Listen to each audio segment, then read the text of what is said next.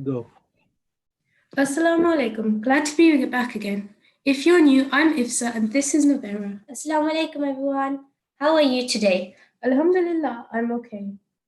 Can you believe we've been fasting for about a whole week now? I know, it's been going so fast. Who's looking forward to iftar? Because I know I am. Me too. I hope my mum's cooked something nice. And don't forget, we should help too. Anyway, today we'll be sharing two stories that show us the love and mercy of Allah for His creations. Both stories show the important role of animals in Islam, so we should do what we can to protect them. Let's begin with the first story.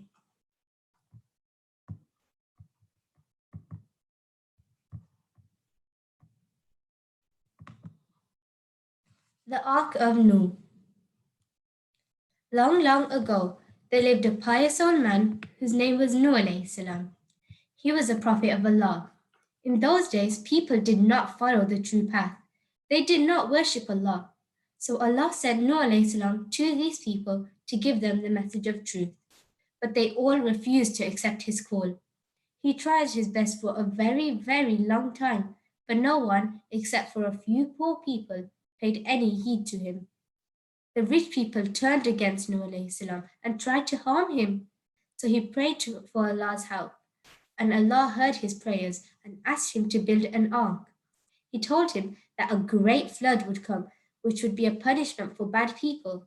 So Nuh alayhi salam started building a huge ark with the help of a handful of believers. People laughed at them. When the vessel was ready to sail, after lots and lots of hard and tiring work, Nuh alayhi salam asked all the believers to go on board in the name of Allah. Allah told Nuh alayhi salam to bring along a male and a female of every kind of living creature as well. Nuh alayhi salam had to keep enough food to feed them for a long time. This was a big job, but Nuh alayhi salam and his followers carried it out with all sincerity. One by one, all the animals entered the ark. Some had wings and some had legs. Some crawled and some hopped. All came right into the ark in pairs. The ark became a huge barn for the animals and a safe houseboat for the believers. The animals came running: giraffes and rhinos, elephants and camels, monkeys and wolves, cats and kangaroos, bears and horses, cows and sheep, lions and tigers, and all went into the ark in pairs. There were chickens and ducks, flamingos and hawks, peacocks and pelicans, ostriches and hens, to name but a few. Birds both tiny and big that flew high above the earth came along too. All were gathered in pairs and led on board. Tortoises, snails, and turtles came crawling along the ground. Then came frogs and grasshoppers who hopped right into the ark. Rabbits too ran races. Let's see who gets on board first. And finally came the crocodiles with their big jaws.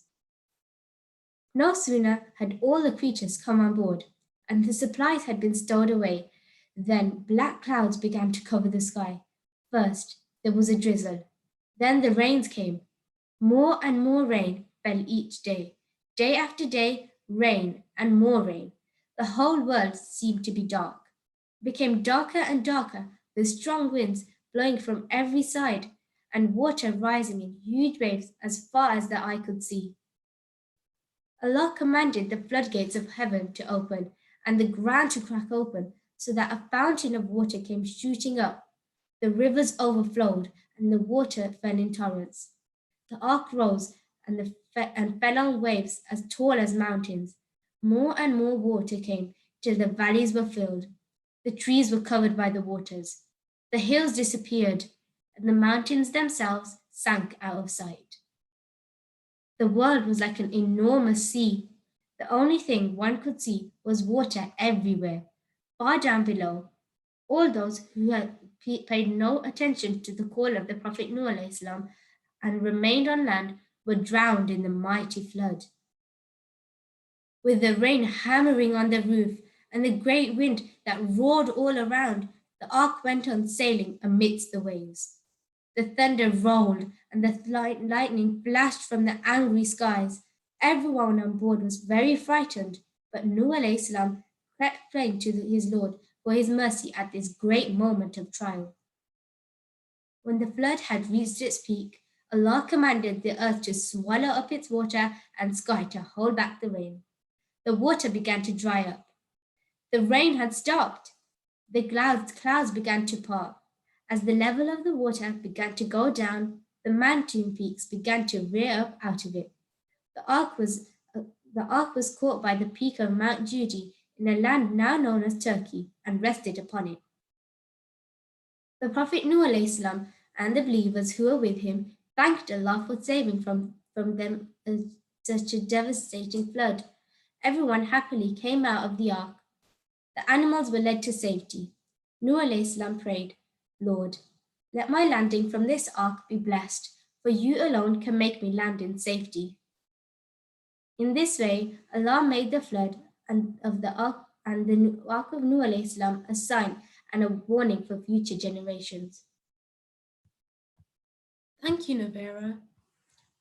I really enjoyed that.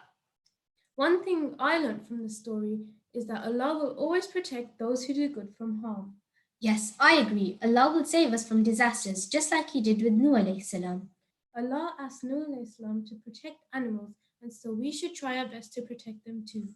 Animals provide so much for us, and we should do what we can to sustain them and all other nature. Allah's love for animals is very big. Now I'll hand back over to Novera for the next story.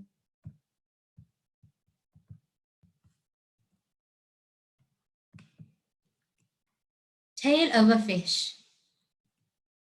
A very old and powerful community used to live around 800 BC in Nineveh, an ancient town believed to be on the left of the bank of Tigris River, some 230 miles northwest of Baghdad.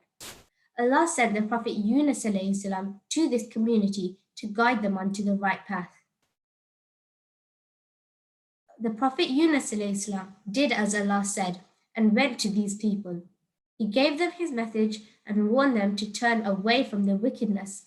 The Prophet Yunus alayhi salam preached to them for a long time, but they paid no heed to his words.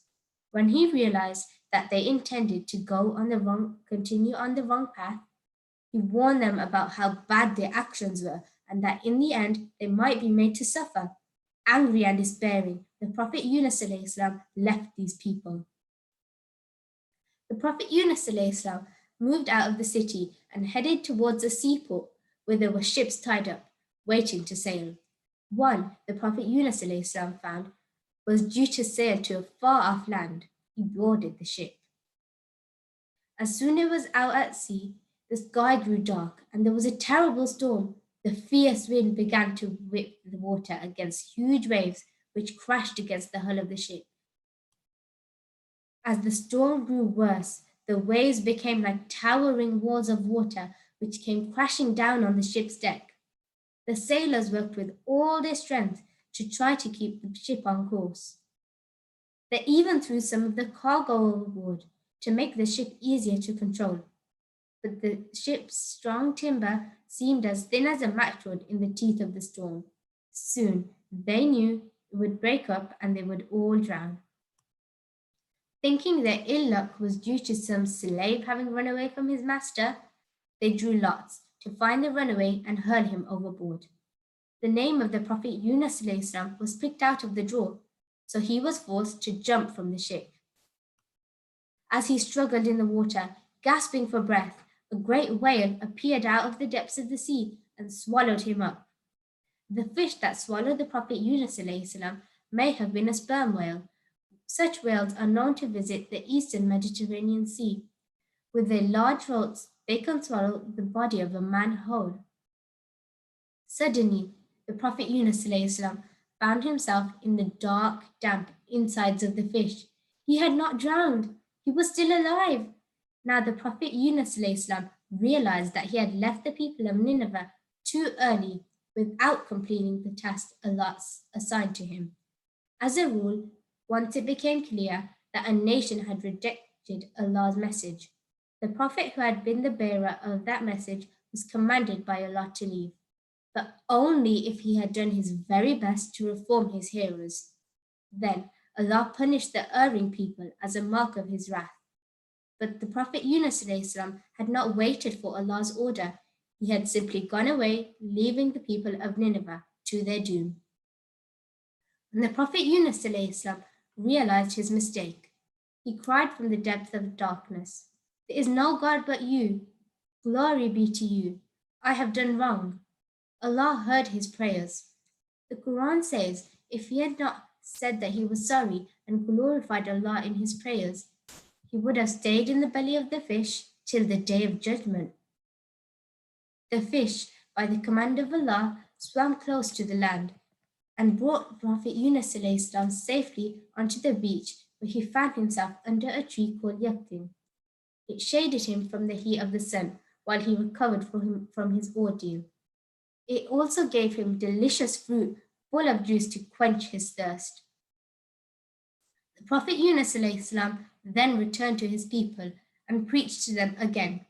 All of them, over 100,000, responded to his call. The lesson in this story of the Prophet Yunus ﷺ is twofold. Firstly, the great duty to deliver the message of Allah to others now falls on every Muslim. If we ignore this duty and become desperate, as the Prophet Yunus ﷺ was at first, we will be found guilty of not carrying out the task set for us by Allah. Secondly, the courage which was shown by the Prophet Yunus ﷺ as he nearly drowned is a great example and shows us that we should never despair of the mercy of Allah. If we are on the right path and say we are sorry for our failings, Allah will help us as miraculously as he did when the Prophet Yunus ﷺ was saved from the raging sea by the giant fish. Thank you, Novera. I really enjoyed that. I enjoyed reading it. From the story of Yunus ﷺ, we learn the importance of patience in our daily lives, especially now with coronavirus. It's important to stay patient at home, even though it can get really boring. Remember that if you do something wrong and realize, you should always ask Allah for forgiveness, just like Yunus ﷺ did. Allah will always forgive us if we repent. If you're ever in a difficult situation, be as brave as you can and pray that Allah will guide you. I hope you enjoyed both stories and we hope to see you again next time. Assalamu alaikum.